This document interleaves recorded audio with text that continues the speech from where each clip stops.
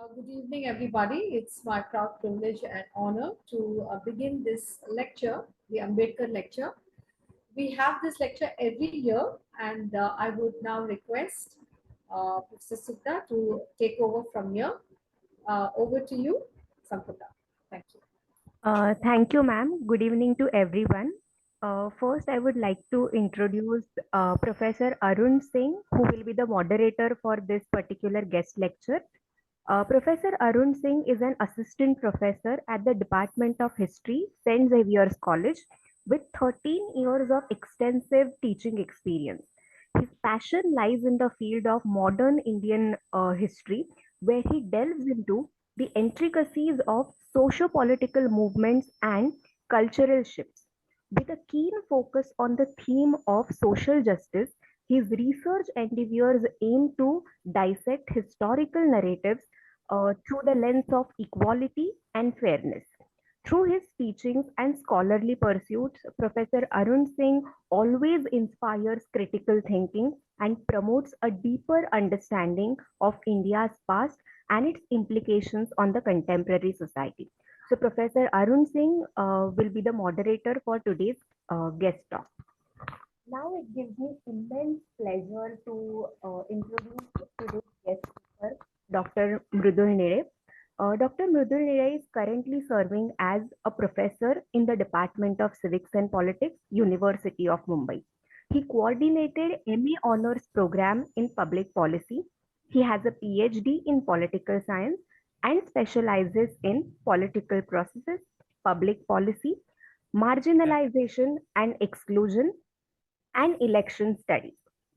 He has worked on major research projects which are sponsored by prestigious organizations such as Indian Council of Social Science and Research, Department of Tribal Development of Government of Maharashtra, State Election Commission. So, keep it short, keep it short.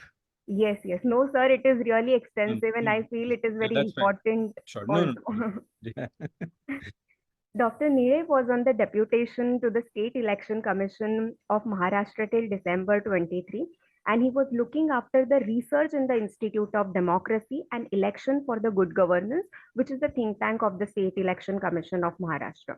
And two of his recommendations based upon his earlier work on NOTA has already been accepted, and the order has been passed by the State Election Commission of Maharashtra as well as Haryana. He was also a member of Subcommittee on Curriculum Design for the New Education Policy of Maharashtra. He was a member of Women's Policy 2022 of the Government of Maharashtra, and internationally as well, he has been associated with multiple research organizations.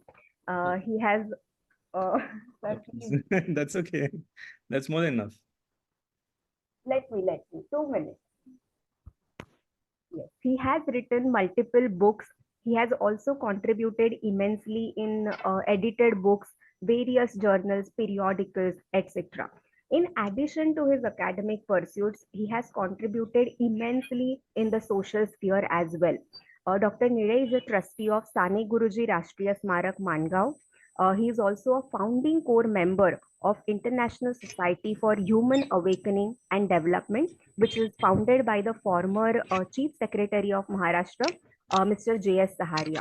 Dr. Nere has been working in Matunga labor camp since past 15 years, and he has been organizing multiple lectures on the contemporary and the social themes for the semi-educated Dalit women there. Also, he has been associated with Yashwantrao Savan Center, Mumbai, and he's been curating lectures, and he has been organizing those lectures for the general public in the Nehru Center since past 1 year. And it is indeed an honor to have Professor Mridul Nere with all of us today. We welcome you, sir. Thank you. Now I would like to hand over this session to Professor Arun Singh. Thank you. Suraj, can we remove the spotlight and focus on Professor Arun?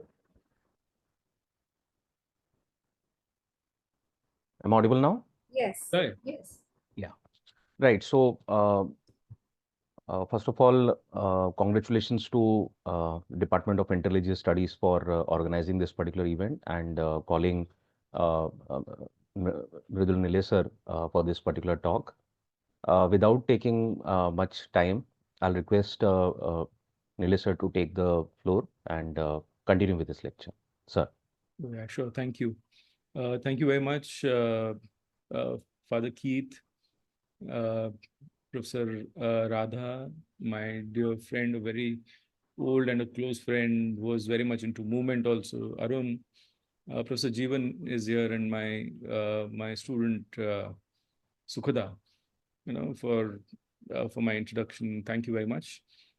I hope. I mean, this is something which I was developing for quite some time, and I thought that whenever we are talking about some kind of research paradigms, we need to have a paradigm which comes from India, and more than India. I mean, if you see Ambedkar is one of the most uh, uh, he is one of the most relevant scholars in India at this point of time. Also, I mean, whenever there are new perspectives on economics, or even for that matter, in terms of social policy, public policy is there, of course, but then nowadays a new trend of social policy is emerging. So, be it social policy, be it a lot of changes, economic, social, and these kind of interventions that he has made, it is very much important for us to at least try and understand, and we should have some kind of perspective where can we draw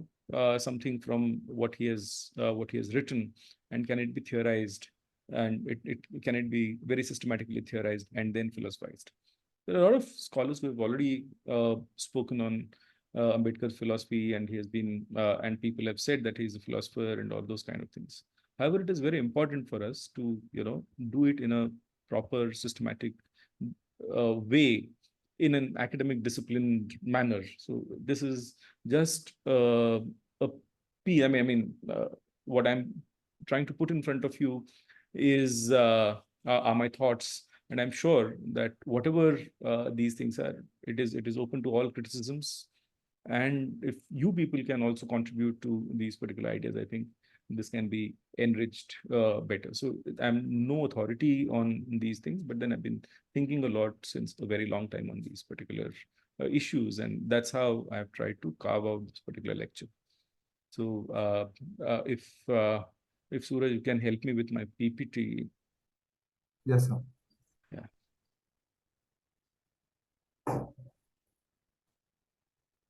So is it visible? Yeah.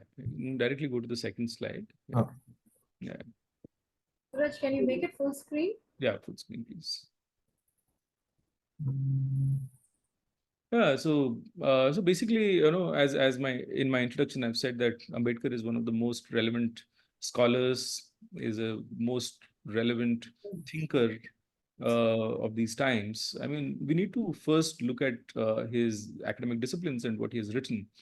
We all know that Ambedkar is always considered to be an economist, and whatever interventions, whatever new things that he has brought in for our country are very well known. However, some of his works, like the problem of rupee, okay, which essentially talks about what kind of exchange system do we have in India, and he had literally uh, an argument or a debate with the then Lord Maynard Keynes, when he said that the gold standards or gold exchange standards should be brought in. So he comes from that particular faculty where he initially tried to challenge the mainstream economics. So therefore, he had his own perspective, and the perspectives were essentially coming from the kind of people, and how I mean, what will be the ramifications of a particular system or of a policy on the people, and based on that, he tried to come up with his own ideas. Similarly, if you look at his other studies in terms of sociology and anthropology, he begins with his caste in India, their mechanism, genesis, and development. Okay, wherein he tried to, again, from there to who were Shudras. These were some of the things that he actually brought in. And he studied caste, but he also elevated and appealed up to annihilation of caste. So that particular that particular genre that he has. You can make it full screen if you just go down. It is possible to do that. Okay, yeah. Then, in terms of political science, again, we find the Trinity, that is liberty, equality, and fraternity. That is what he talks about, and the Constitution of India. Again, he talks about political systems and how this particular constitutional systems should be integrated into a social system. I'll be talking about all of these things later on in detail. And finally, in terms of philosophy also, he talks about the idea of Buddhism in India is its metaphysical, epistemological, ethical questions that comes in. And he later on, he brings it to legitimacy, authority, recognition, and so on and so forth. Okay, so this is his academic discipline and how he has not remained in the same mainstream education, but he has always tried to bring in a new perspective or new approach. From this particular thing, we begin. Next, please. So this particular lecture, next slide, please, Arun. Yeah. So if you look at the paradigms and methods, okay, we are this particular lecture initially was talked about, or I titled as paradigms and methods. So we need to understand what paradigm essentially means. So the paradigm essentially means a framework of observation and understanding of a particular phenomena or of a particular problem. Okay, so for instance, there is a conflict paradigm which essentially comes from the Marxist analysis and which causes to see social behavior in the way the interactionist paradigm causes us to see it in a bit more in a bit different manner. Most of these particular paradigms emerge from the Western research paradigms, basically. So I would say that to an extent, we do not have an Indian paradigm as such of research. I mean, that is very clear. So what we have been in the mainstream research methodologies, what we have been studying are some of these particular methods, like take, for example, feminist approach, Marxist approach, and all of those kind of things. So therefore, we did not have any methodological specialization coming from India. And when you find that there were so many interventions that were made by Dr. Ambedkar. So we have been going with this Western research paradigms and these perspectives that dominate vast area of research, which influenced by the Western academic institutions. And the academic and the Ambedkarite perspective will be a bit different because the hard realities of the social life are not critically dealt with in the Indian research paradigm. So it is not measured scientifically. The social science research that is carried out so far in India is still at a nascent stage because the elements of validity and reliability are still not taken into consideration. So what is valid and what is reliable? So whenever we come across any research, generally people do not do this particular thing. Whereas if you look at Ambedkar's works, he has always been doing this validity and reliability thing. Now, it may not be considered and construed from those particular angles and from those, in terms of vocabulary of validity and reliability, but then whatever he did and the way he implemented it into the society, it automatically gave validity to certain things. Like take, for example, the idea of affirmative action and or maybe the Constitution per se. Okay, the social values that he attempts to bring into the social system, and these social values somehow are now embedded into the social system, Indian social system. Okay, so now these values may have root through political, but then from political they have become more like a social value, and people have accepted these particular values as social values. So in a way, what happens is like the reliability and validity aspect is taken into consideration in Ambedkarite perspective, and the core social realities are not studied. That is the basic problem here. Next, please. So some of these paradigms, the Western paradigms that we basically talk about, are macro and micro theories. We have feminist paradigm, macro theories and micro theories. I mean, I think I should not be going much in detail on those particular things. But then feminist paradigm is there. You know that how to understand a particular problem, you use a feminist paradigm, and then you say how the problem is. Again, in terms of positivism, we generally try to study the society, and it can be studied as a phenomena. So, whenever we study positivism, the early positivism basically talked about something like theological stage, and then you came on to a metaphysical stage, and then you come to a particular stage where you say that knowledge is based on observation. So it cannot be like knowledge. Knowledge cannot be divorced from observation. So this is the positivist stage that we generally go with, and then so that is what basically we do in this particular positivist paradigm. Then what you have is symbolic interactionism, and in symbolic interactionism, generally what you're studying are the group theories. Now, these group theories, I mean, how three individuals perform or how three individuals interact in a particular group to a few little people interacting in a particular group. These are some of the things that we generally study. Conflict paradigm essentially comes from the Marxist approach of conflict. Ethnomethodology is something which even I use a lot. And here, what we try to do is we try to understand the impact of social structures on certain things. I mean, I just spoke to you about the current research that was going on in Mumbai. One very important observation that I had, and this particular observation is there are three important Dalit ghettos, and these three important Dalit ghettos will be there'll be some redevelopment work that is coming up in these particular three ghettos. One is BDD Chawl. BDD Chawl will be over and done in next 2 months or 6 months. You have Dharavi and Matunga labor camp. And thirdly, you have the Ramabai Ambedkar Nagar. So you find that in these particular places, there'll be skyscrapers coming up. So what I was mentioning is about the ethnomethodology and the kind of geographical spaces that these ghettos occupy. Automatically, it's going to, and the moment you have all those skyscrapers, two things are going to happen. One, I don't know whether people will be able to sustain these particular places, or they'll just sell these places off to somebody else and they'll move out of these ghettos. That is one. And two, if they go in these particular big buildings, you'll find that the movement that was known over here in Mumbai, whatever, be it the Dalit Panther at one point of time, or whatever movement that we have, Dalit movements that we have today in Mumbai, they will all be finished and done.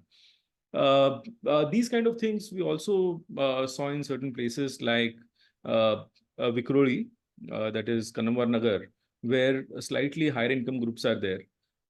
Two things that were very distinct is that at one place, that is in Matunga labor camp, BDD saw, we saw a lot of symbols of assertion in terms of Ambedkar's statue burst, or Ashok Chakra and all of those kind of things. Whereas when you go to a place like Kannamwar Nagar, which is coming in middle income group, in those particular places, these particular symbols of assertions were not seen in as many. The numbers were quite less. Okay, so what happens is, so generally what you do is you try to use these particular ethnomethodology to understand how these particular social structures are created. Informal social structures also are created, okay, through some kind of actions and interactions. So this is what we generally do. And then, of course, the critical race theory was there, and structural functionalism. You know that there are certain structures which have to perform certain functions, and if these particular structures don't perform these functions,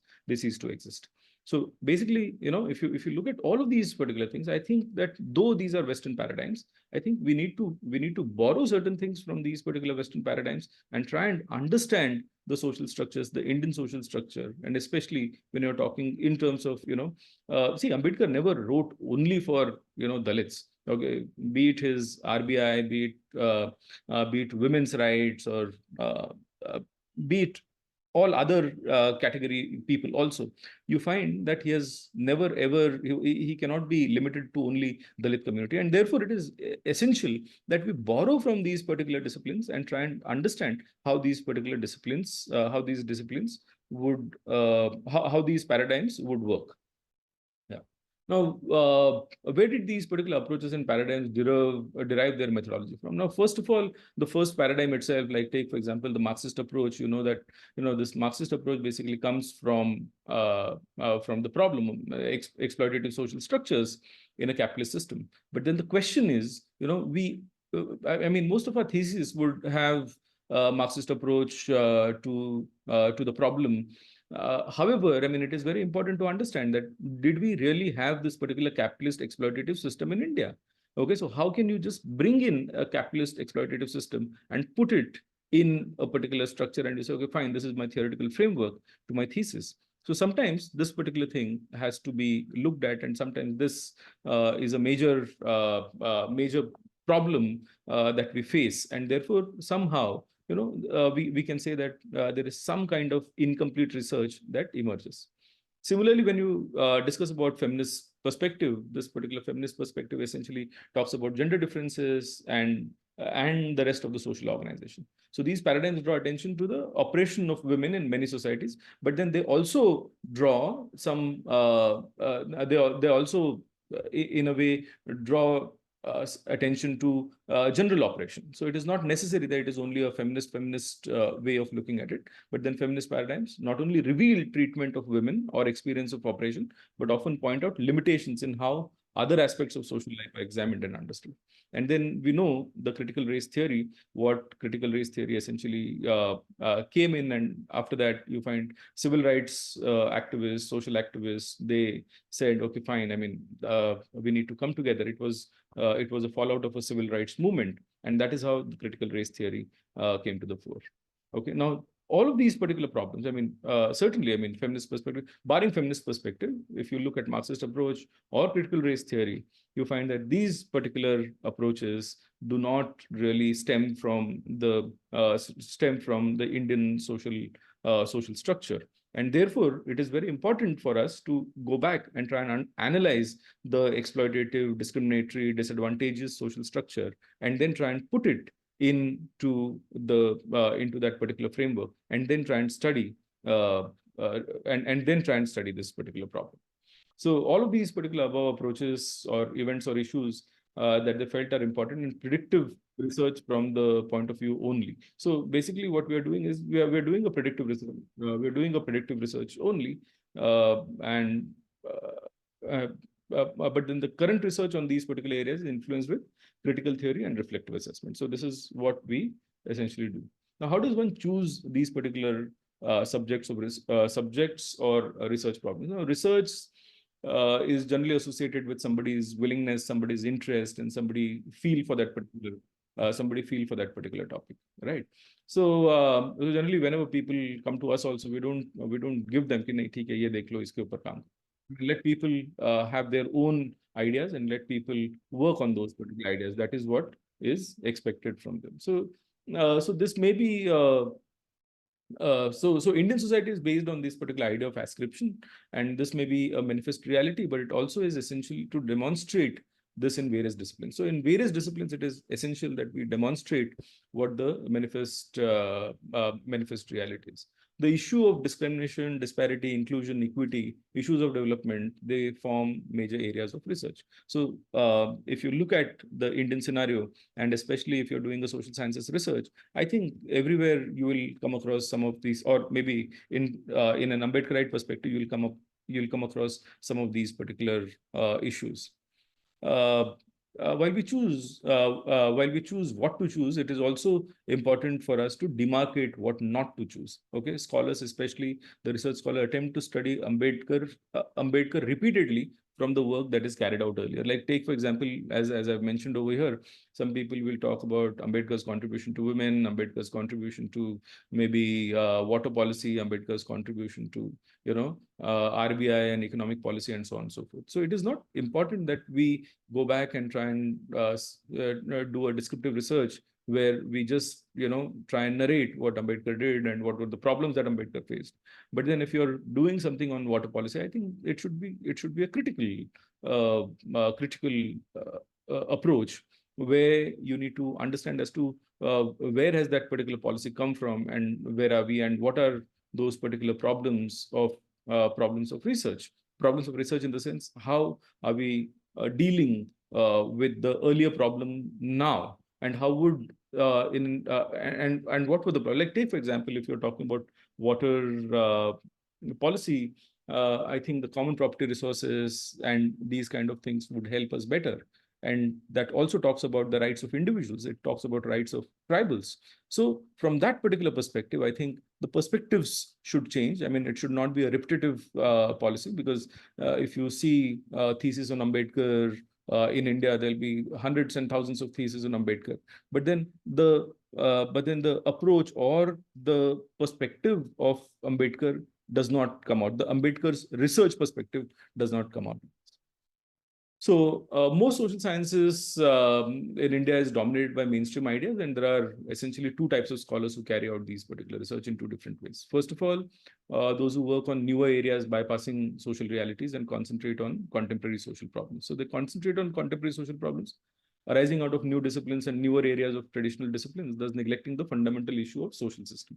So they say, okay, fine, these are the new things, and how the social system is going to interact. People generally don't talk about them. By doing so, these researchers are successfully in deviating from the issue of caste. So what happens is, we forego the issue of caste, we forego the issue of discrimination, and it is not necessary that we always talk about caste only. But then in the current scenario, I mean, you find, I mean, the problem of inclusion of Muslims could be looked at from an Ambedkarite perspective.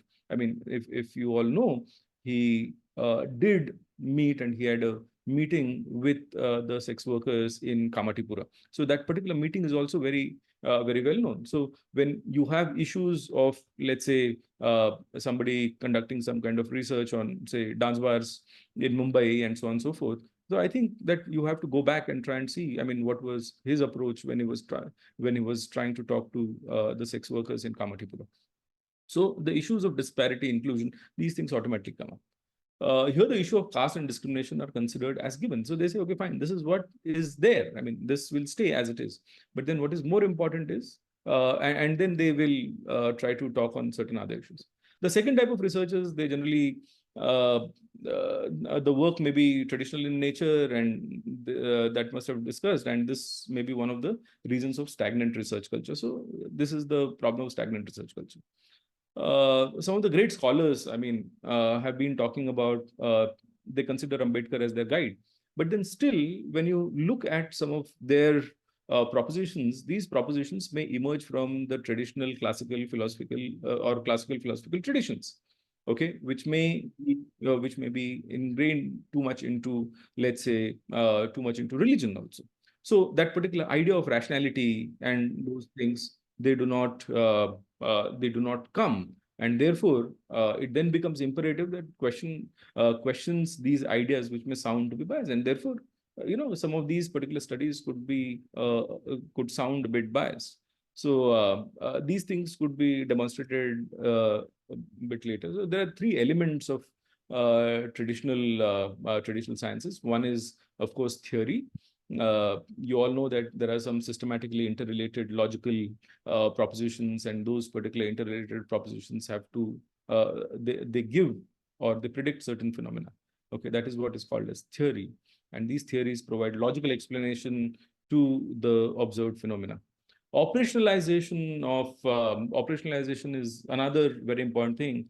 Whenever you are doing a particular research, it is very important that you have to plan. That is the research design that you do. Okay, that operationalizes a particular research problem.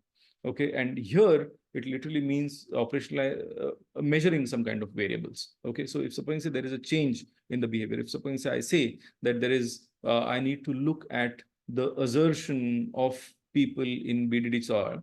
I mean, there's another very interesting observation that we got from BDD SOR is that in certain other Dalit ghettos, you have Mitra Mandals, whereas in this particular place, that is BDD SOR, you have Krida Mandals. So, we try to bring in two variables, that is sports and assertion. So wherever you find that there are a good number of these Krida Mandals, you will find that there is there is good assertion, or there is the assertion level is higher.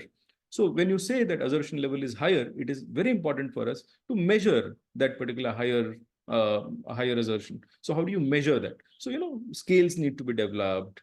And then, I mean, whatever Likert scale and all of those kind of things, and different kind of scales need to be developed to measure that particular assertion. So here you're talking about, and that is precisely the reason. I mean, if you are aware of the Worli riots also, and Worli riots, they broke out in these particular regions. I mean, if you look at some of those old documentaries, they'll say that these riots went on for months together. Okay, people could not come out of these particular houses. But I could have shared one photograph also when I was doing this particular survey some 15 days ago in this particular place.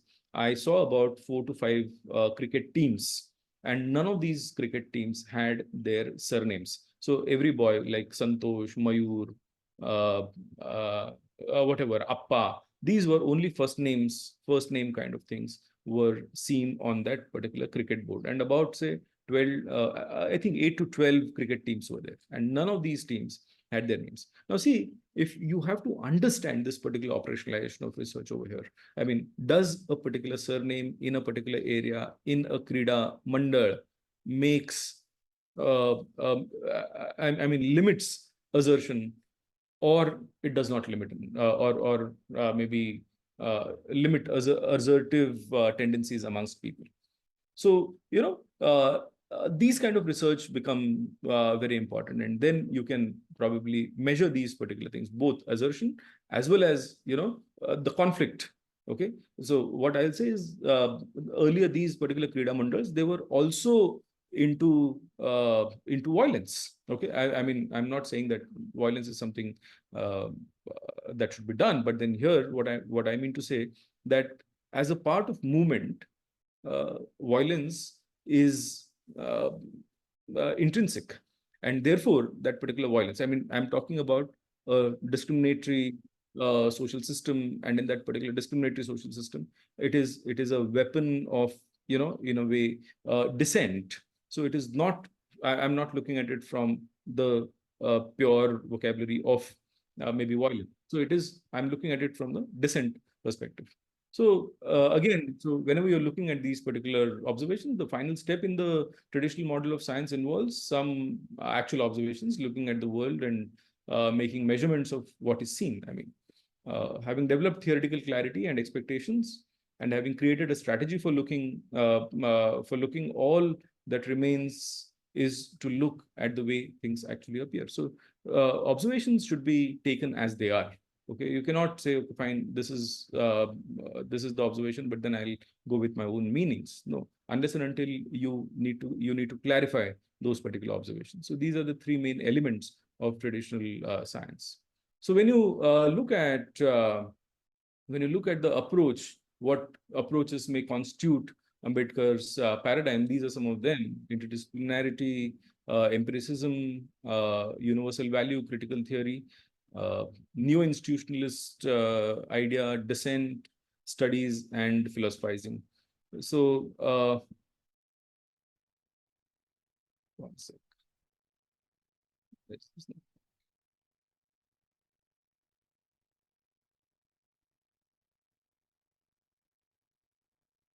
Is my screen visible? Yes, sir. Yeah. Yeah. So if you're looking at interdisciplinarity, you generally find that whatever Ambedkar, right from his first published work, as we've seen, okay, caste and its mechanism, genesis and development, it is basically an interdisciplinary work which largely is based on anthropology, sociology, and economy. So that's how he begins. His other works also, Annihilation of Caste, Who Are Shudras, all of the problem of rupee, everything is more and more, in an interdisciplinary manner. So therefore, the research paradigm that may emerge for Ambedkarite research shall essentially have an interdisciplinary input. The reason for devising such an approach is very scientific, as both the scientific frameworks are becoming more and more interdisciplinary and transdisciplinary. So nowadays, all the research frameworks that are coming up are becoming more interdisciplinary and transdisciplinary, and there is a need to mix these particular methods. So therefore, complex relationship could be drawn to understand these processes. So the kind of variables that I was talking to you just now in terms of the Krida Mandal, violence, stroke, dissent, and assertion. So if you are able to, if you're looking at these three variables, you find that, Krida Mandal may be an independent variable. The second thing that I was talking to you, dissent or violence, can be an mediating variable, and the third thing, that is assertion, can be a dependent variable. Okay, so can we draw these kind of complex relationships to understand certain processes? Okay, and in this particular context, now at this point of time, there are no Krida Mandals. Krida Mandals are gone. Okay, there are no BDD Chawls. BDD Chawl will also be gone. Can you imagine after 10 years down the line, there will be no Dalit movement in Mumbai because these particular ghettos will not be there? Okay, so the question is, okay, what the question then arises is, what will happen to the problem of discrimination maybe after 10 years? Do we say that in a liberal economic model, you will find that each and every individual will have his own space, and there will be no need to assert for rights of individuals? I mean, those days cannot come in India. I mean, except for something called as what is that thing? New thing, anarcho-capitalism. Unless and until we are into that anarcho-capitalist system, these things may not come to play. And secondly, interdisciplinary approach is also largely helpful in construct and internal validity. So these things become important.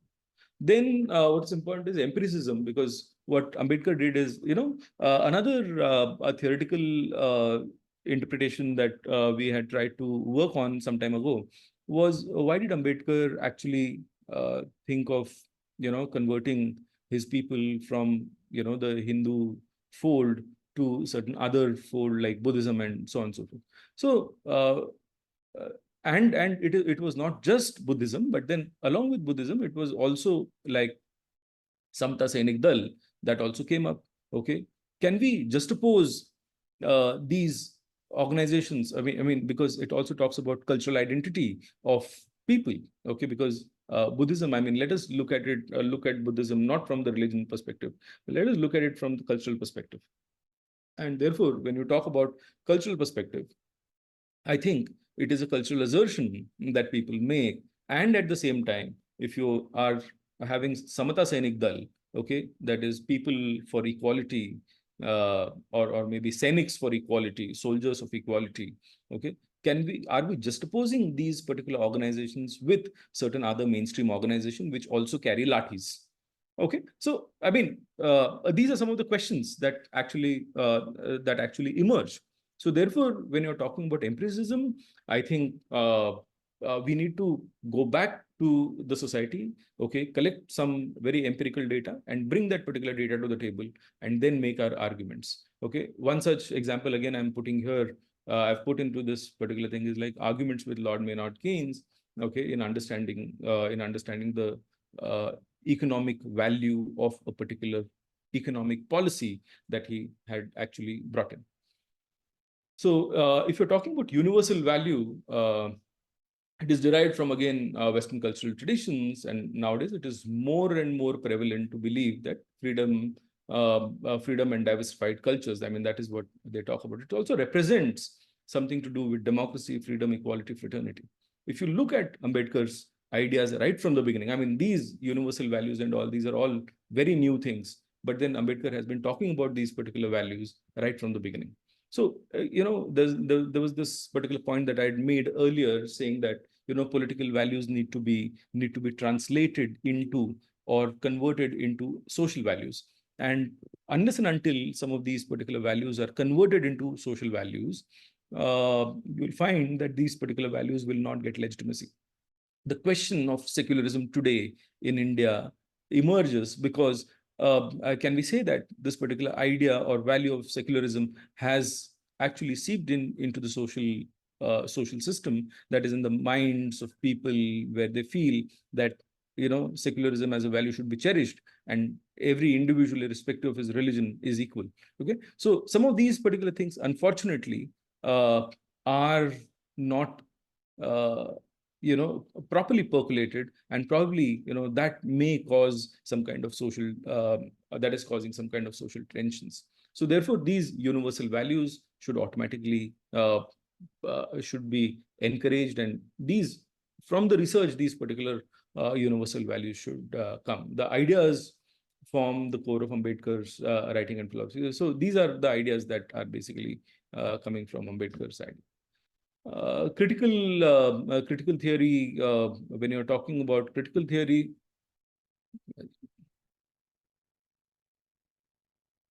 when you're talking about this particular critical theory, again, it approaches social philosophy that focuses on society and culture to attempt, it also attempts to reveal, critique, and challenge of political structures. So shouldn't we be talking about these particular politicals? So everywhere at the bottom line, what you have is discrimination and some kind of disadvantage that we are talking about. It has roots in sociology and literary criticisms also, and these literary criticisms were seen in works of Namdev Dasal and all of those particular people who led the movement of Dalit Panther.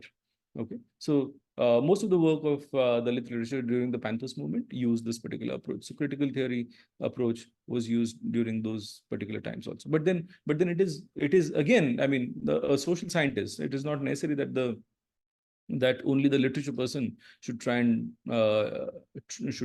understand these particular texts, but then the social scientist should go back and try and understand how these particular texts are influencing people.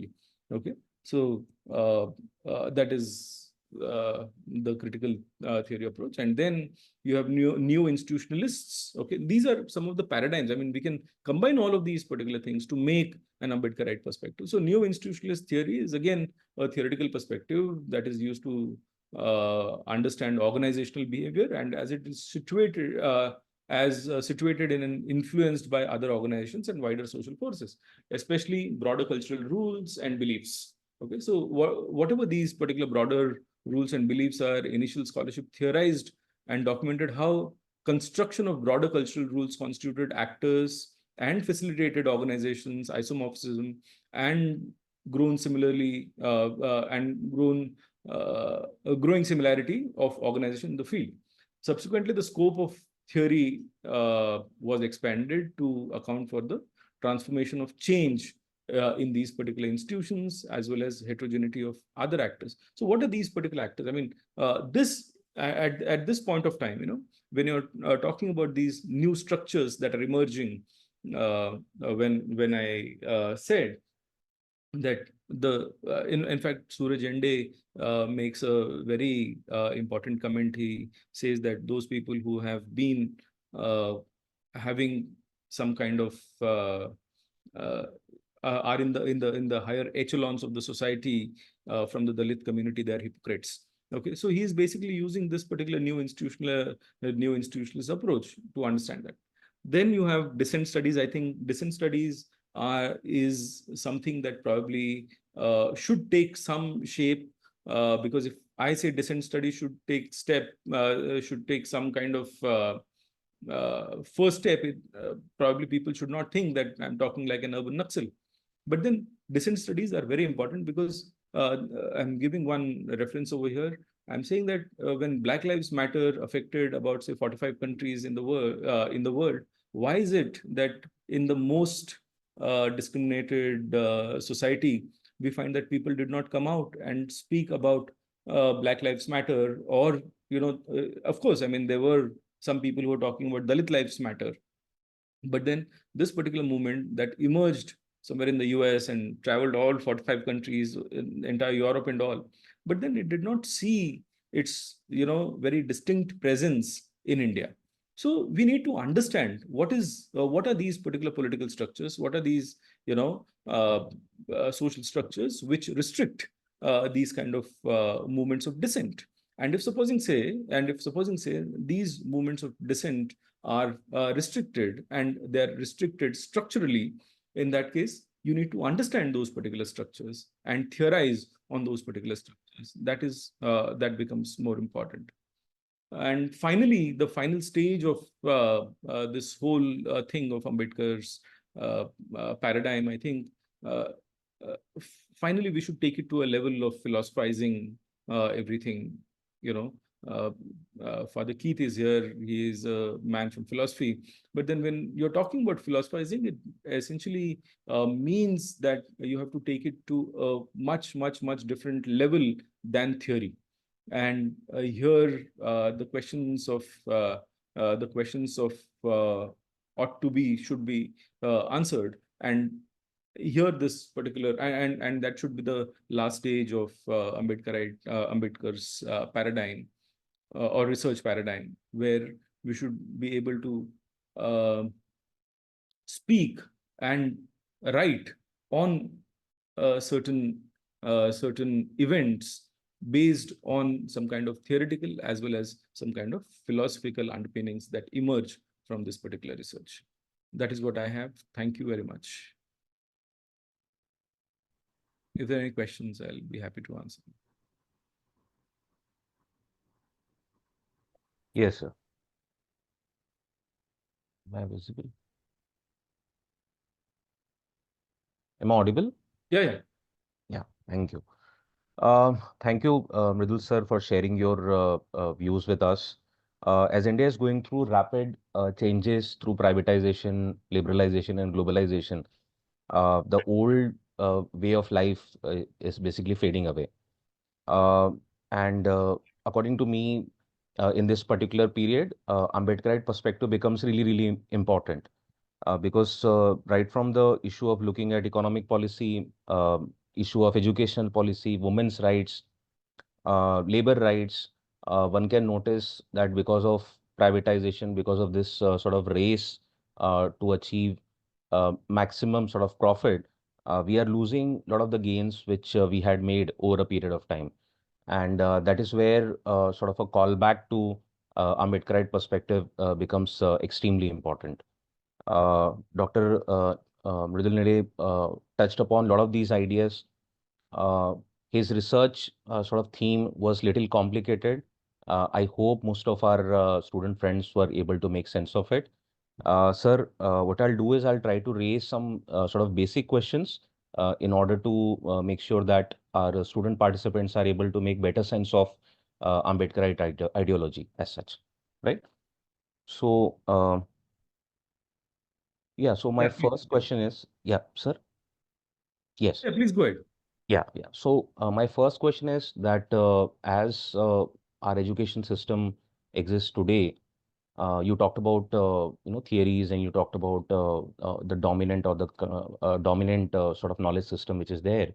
How do you think that incorporation of Ambedkar studies into social sciences will contribute to more inclusive and representative understanding of society, considering the kind of pressures we are facing, No, right. class-wise, caste-wise, and gender-wise?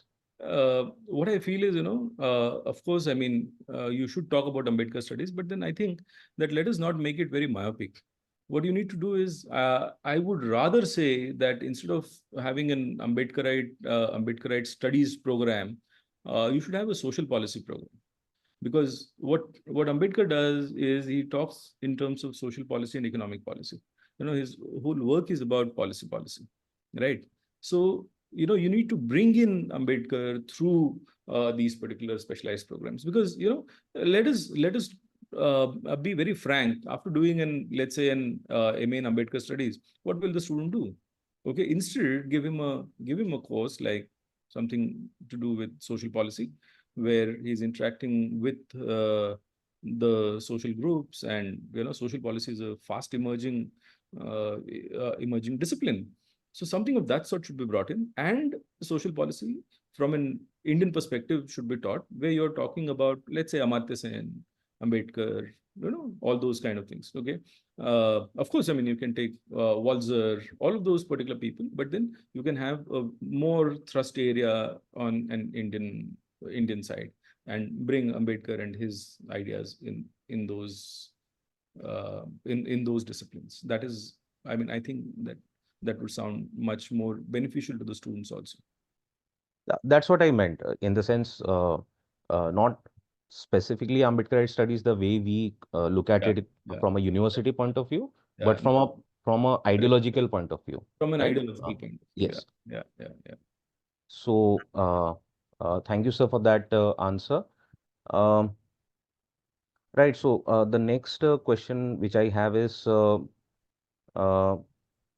yeah. So, can you briefly sort of touch upon Dr. Ambedkar's critique of caste and class dynamics, which offers a unique lens through which we can analyze social phenomena and we can look at the Indian society. I mean, he has Uh, been, yeah, see, as you know very well, that he has been talking about Buddha and Marx also.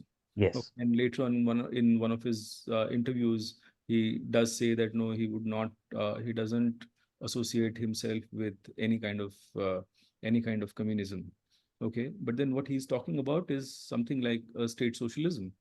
Okay, so he's not talking about communism. I mean, in some of his writings, he also says that land should be distributed, or land should be owned by the state and should be distributed to the people to, so that they can make use of this particular land. And therefore, he tries to cut down private property in a way.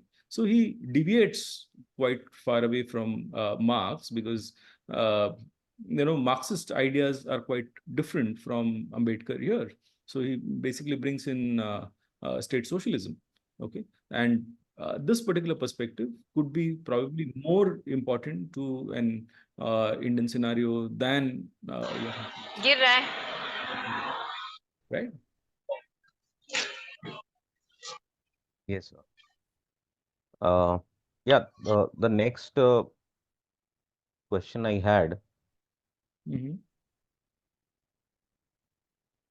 one second, sir.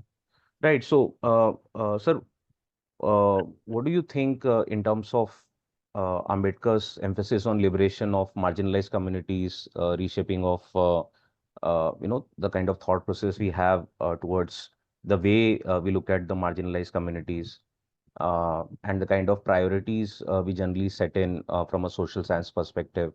Uh, do you think that the kind of public policy which we are noticing in the recent days is in tune with it, or do you think there has to be sort of a rethink with regards to it? See, first of all, public policy is always very economic.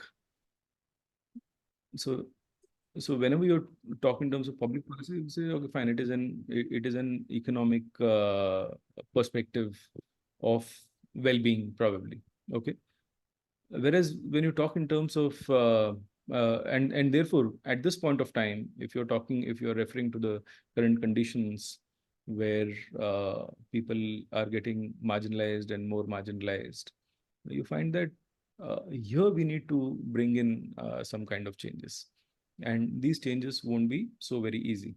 I'll just share my screen for a moment to show you something to answer your question.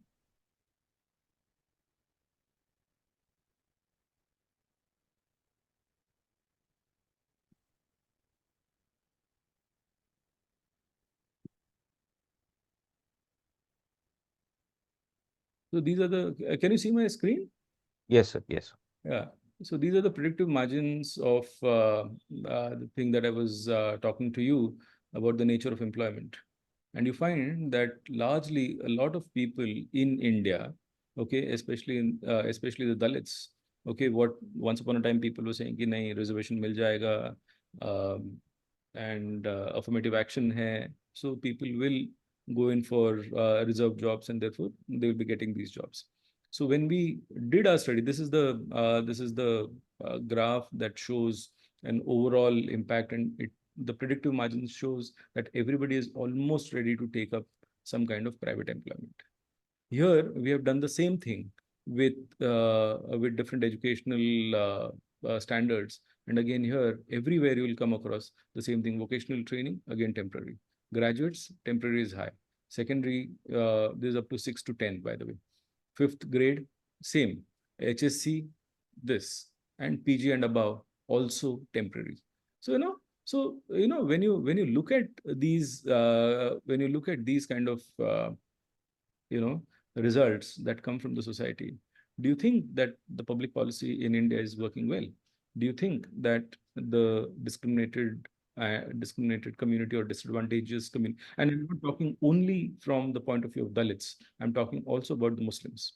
If you do a similar kind of study with the Muslims, you will get similar kind of results. Okay, you know what the employment scenario is at this point of time. I mean, of course, we should not be talking about employment here on a public on a public forum, but then certainly, this is how things are. In fact, when we were writing about this particular results, we were very cautious. We said that no, everybody is doing some kind of employment, okay, because they have to sustain their families, and they are willing to take up temporary employments. Okay, so this is the scenario. So if you're talking in terms of your from what kind of policies that we have at this point of time, you find this is what is the picture. And this data is not small data. This is about 500 odd households we have surveyed, and this data emerges from that. So irrespective of educational levels, you find that people are in the same standard. People have accepted, okay, fine, that we'll be doing that. I'll show you another graph.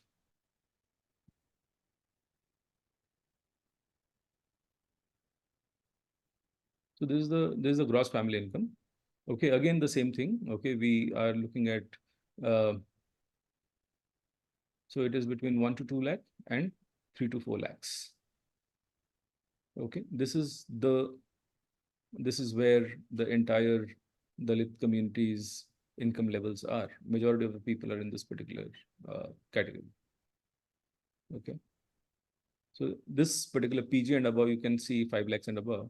But then the number of people whom we got in our survey is not even 5% of them who have their highest education up to PG. Otherwise, most of them fall in this particular category, right? So is our public policy? So my question is, where are we in terms of our public policy? What are we doing with the public policy, right? So it is always, what has happened to the welfare mechanism and welfare state? Welfare state is gone. Okay, there's no public employment. Okay, restrictions on public employment. So if you look at all of these particular things, you find that we need to come up with new things. Right, sir. Thank you for that answer. Dr. Radha Kumar has this question. She's asking, is there any connection between the philosophy of the middle path of Buddha and Ambedkar's thought with regards to Buddhism? When I look at Ambedkarism, I look at Ambedkarism from a very rationalistic perspective. Ambedkar took up Buddhism to give a new identity to his people. 1. 2, Buddhism is considered to be a most rational religion. Okay, so you find 3 things: rationality, reformation, and revision. Okay, everything is there in this particular religion, and that is the reason why, and reason. Okay, so 3 things are there, and that is the reason why Ambedkar goes with this particular religion. Okay, so if you, I will say that Ambedkar, in a way, is trying to understand Buddhism as a religion in a more pragmatic manner, and therefore his pragmatism over there comes to play. So therefore, everybody knows that Ambedkar's pragmatism is very sound pragmatism that actually comes out. So from that particular perspective, I will look at Buddhism and the middle path. Right, sir. Anybody among the participants, anybody has any question? There was a question above Dr. Radha Kumar's question from Yes, sir. Yes, sir. Yeah, so there is this question from Sagar. He says that categories of gender, class, are becoming sort of global tools for research perspective. How we see Ambedkar's formulations of these novel ideas? Uh, can in general they could be taken to analyze reality in general globally? His unique formulations, paradigms that can be seen as coming from Indian or sort of a Eastern influence. No, yeah, that's what I'm trying to say, that whenever you're talking about all of these particular marginalized groups, gender, caste, uh, religious minorities, all of these particular people, all of these particular groups have to have some kind of an umbrella uh, paradigm to study these particular things, so that your study has become more standardized. Okay, it should not be whatever I feel like I'm trying to bring in that. I mean, all of these particular studies have to be made very systematically, have to be done very systematically. Okay, where your methodological rigor has to automatically come into these particular studies, and that will bring in some kind of changes. So therefore, I mentioned that there's a universal value to that. So that universal value automatically will be subsumed into these particular research. So therefore, Absolutely. yeah. So generalized systems, generalized research should emerge, and universal values should also emerge, and systematic study of these particular variables, these particular communities have to be done. Okay, and that's precisely the thing that I'm trying to talk about. That we need to have a very systematic, scientific, methodological rigor that we need to bring in the perspective of Ambedkarite research. Right, sir. Right. Uh, you pointed something seriously interesting while you were talking about the idea of BD Charles going away. Recently, a few of my students, TY students, they did a basic research in terms of gentrification, and a lot of the results they found were pretty close to what you were saying. Uh, uh, Sort of the cultural markers being wiped out slowly, Yeah. linguistic markers being wiped out, and it's not even like that the state is doing it. It's just the market forces which are pushing Correct. people Yeah. away. Yeah, to some So extent, state yeah, also, state and market yes, both. yes, Yeah, yes. state and State market. policy, Hmm. state policy largely in tune with it. Yes. Anyone else? Yes, there's one more Father? question there. Mansi Uh, question on the chat box. People can post their yes, questions yes, in the yes. chat box. Yeah. Yeah. Participants are welcome to post their questions on the chat box, please. So, sir, Mansi has this question that do you think with the withering away of the Chauls in Mumbai, the Dalit resistance would end or rather it would assume new forms? I mean, that's what I said. In next 10 years or so, there won't be any Dalit resistance movement. Okay, probably the state also will feel that now you no more need any resistance movement here. Everybody is equalized now in a multi-storied building. Everybody has got whatever they wanted to. So therefore, you will not have any movements after 10 years or so. Because, as I mentioned, that there are two very important things that are needed. One is a huge uh, bunch of land you need.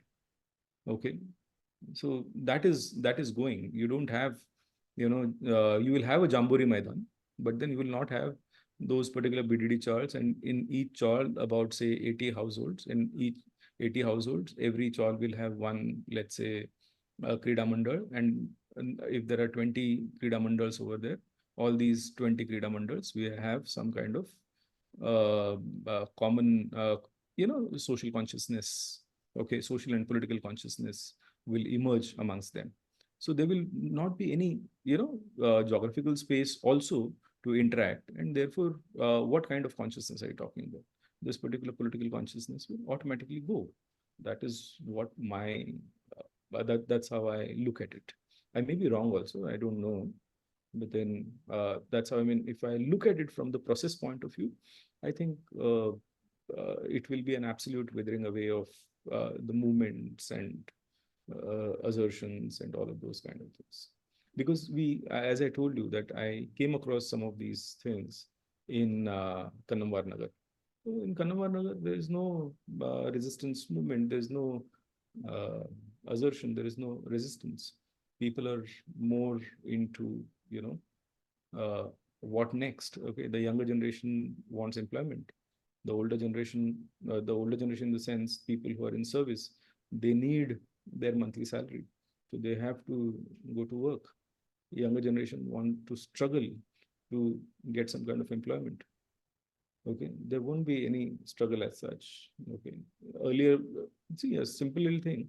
Earlier, Bhim Jayanti used to go on for almost, say, a month. Now, within one day, the entire thing is done away with. So that itself tells that, Jayanti is just a matter of a day today. Right, right. We have another question from Ashna. Could you elaborate on the concept of construct and internal validity, Yeah, which you were construct talking about? validity and internal validity. Now, see, construct validity is nothing but whenever you are designing a particular research, your uh, your methodology should suit the question that you're asking. Okay, like when I said those three variables of let's say violence, or maybe Krida Mandal, then violence and assertion. If I'm talking about all of those three things, and if I say, okay, fine, I'm just going to do observation, probably that will not suit my probably that will not validate my things. Okay, I'll have to go and take perceptions of people on all the three things. Okay, once they give me those particular perceptions, I can say that, okay, fine, that is my construct validity. So I'm using appropriate methodology to answer appropriate processes. So in one particular research, it is not necessary that you go with only one particular methodology or one particular design. In certain places, you need to go for a focus group discussion. Okay, like take for example, if I have to ask as to what is the perspective of people on Vanchit Bahujan Agadi. Okay, and then I'll go and take perception, but then that perception may not give me correct answers. I'll have to do a focus group discussion, and focus group discussion will give me that particular. So that is, so how am I designing my my research is called as construct validity.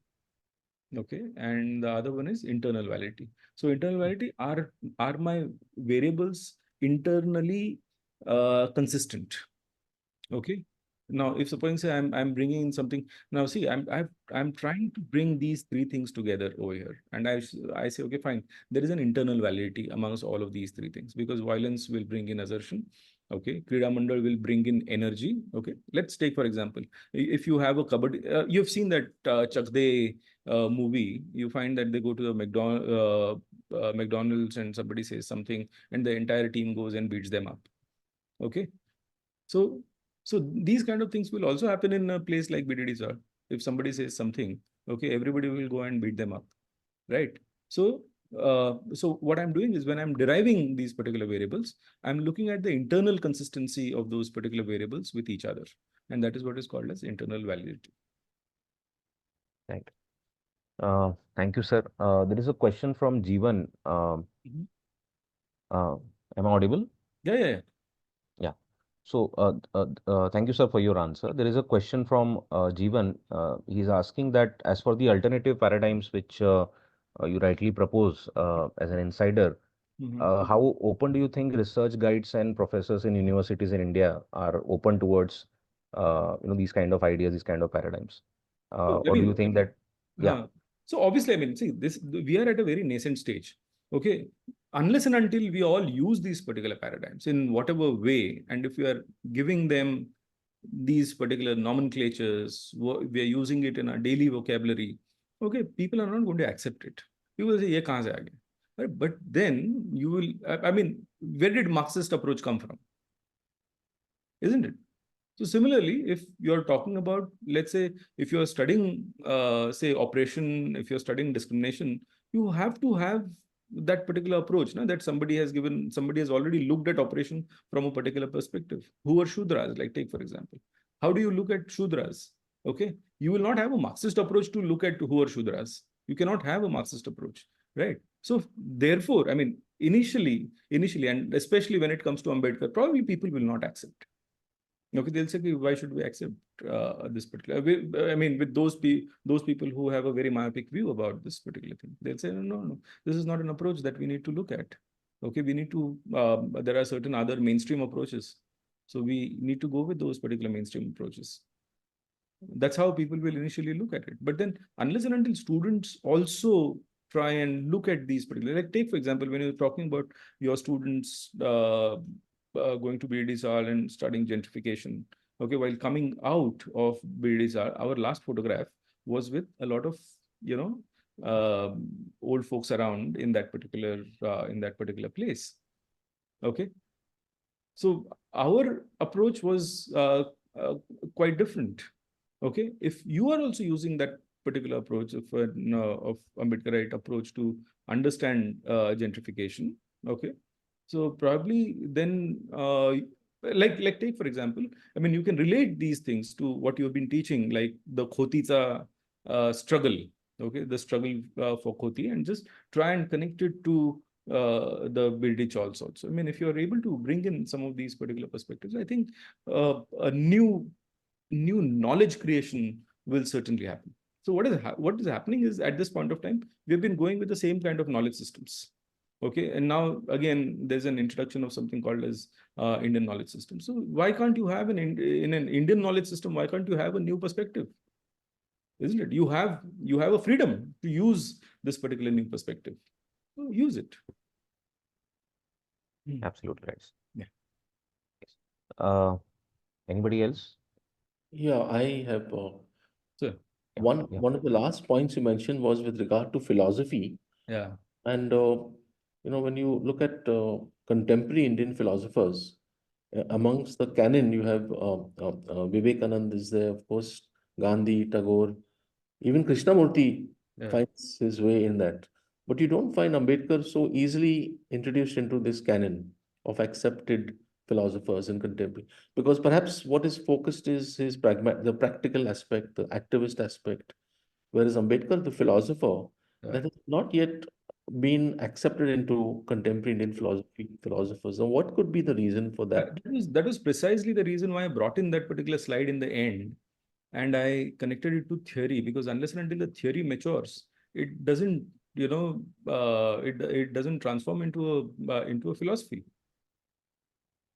What people look at, let us not look at Ambedkar's actions. Let us look at Ambedkar when he's writing over Shudras. Let us look at Ambedkar when he's writing Annihilation of Caste. Okay, do you think that today at this point of time we need to annihilate caste? Yes, we do. So what is what does he say? How? Because whenever you are saying about annihilation of caste, you say, no, Gandhi said that there should be interdining, isn't it? But Ambedkar also said that there should be interdining, intercaste marriages, and interdining. But Gandhi says only about interdining. Gandhi does not talk about intercaste marriages, whereas Ambedkar talks about intercaste marriages also. Okay, so what is? In fact, you're a philosopher. I think probably I thought probably I'll get something from you, because when I'm looking at, philosophy is something which is which gets settled over a period of time, and then we recognize, okay, fine, this is what. And you rightly suggested the same thing. Vivekananda is considered as a philosopher. Gandhi is considered as a philosopher. Okay, but then why Ambedkar is not considered as a philosopher? So the For me, question is again. I have a simple answer to that. It's bias. It's plain bias. I have You need to come out of it. no I hesitation. will not say that. See, this is connected with what Jeevan had asked earlier, no? Yeah. We have a certain sort Correct. of framework. We are unwilling to go out of that framework. Some professors will never accept that. But the question is, if suppose I'm writing also, if I'm writing on this particular thing, will people accept, okay, fine, what is he talking about, right? Ambedkar's research paradigm. Where did Ambedkar research? But then Ambedkar is probably the most research,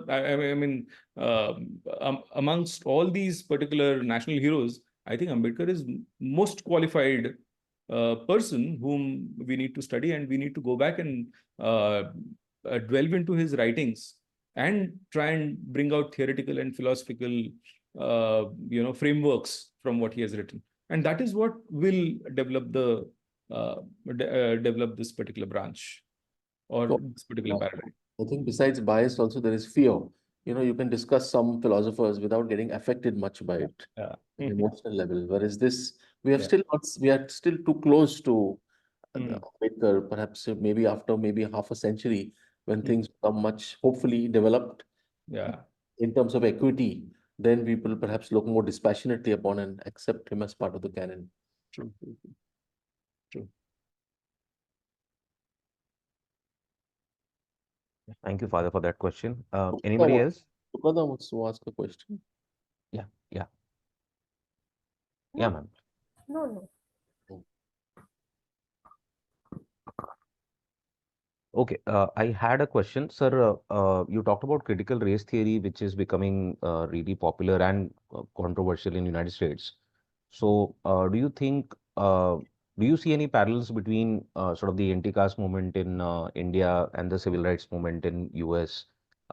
If you can pinpoint some similarities and some differences, it will be nice for us students. The civil rights movements, I mean, right from that particular bus incident up to, people getting their rights. Okay, it is a big thing. But here and over there, at least they accepted that these are the people who should be considered as equals. I mean, though apartheid and all those kind of things are still present. Racism is considered to be not gone from that particular society. But when it comes to anti-caste movement is only taken up by the people who are from a particular community. Okay, we don't have other groups coming and talking about anti-caste movement. And if at all there are very few people from the other communities who are not affected directly. They talk about the anti-caste movement, but otherwise, anti-caste movement, and I'm telling you, there, if you notice in certain places in Mumbai also now, okay, people, some 4 years ago, 5 years ago, people used to talk about anti-caste movement. Maybe some 6, 7 years ago, people were talking about anti-caste movement. But at this point of time, what is the scenario of anti-caste movement? Nobody talks about anti-caste movement, because if you talk about anti-caste movement, you will be branded as whatever, XYZ. Okay, and then you will have to, face the, punitive action of the state. So therefore, there is no anti-caste movement. Who's talking about anti-caste movement? Nobody. Right. Yeah. Anybody else?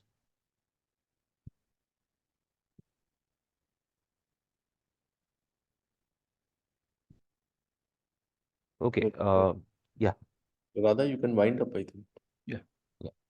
Dr. Radha. Yeah, thank you so much, Dr. Professor Mridul. I think Father Keith would definitely agree with me that the erudite scholar that you are and the amount of research that you're doing and you have done, which so clearly came out in your lecture.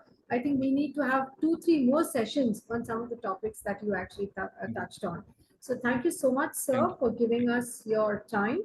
On behalf of our director, Department of Interreligious Studies, Father Keith D'Souza, our principal, Dr. Shinde, and especially with our student core team, we'd like to express our gratitude and thanks to you, Dr. Professor Neely, for delivering this very thought-provoking lecture on the topic, a need for disruption in social science research and Ambedkarite Paradigm.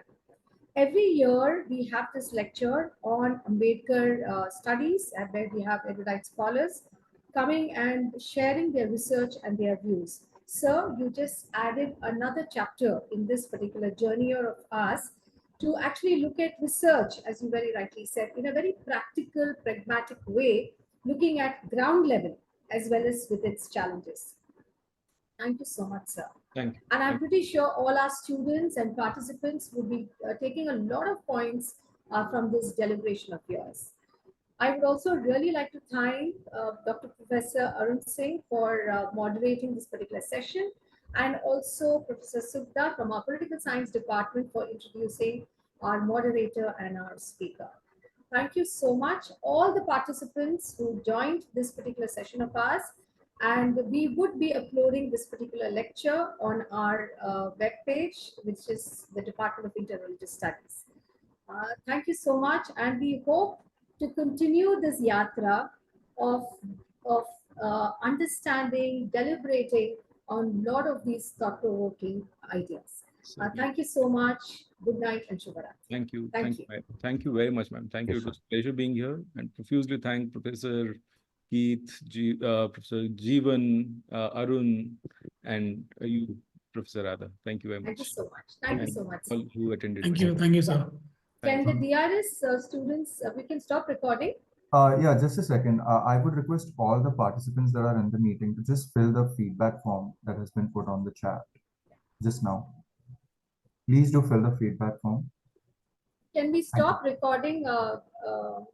Yeah, Suraj? sure, ma'am. Sure, ma'am. Yes, it has stopped.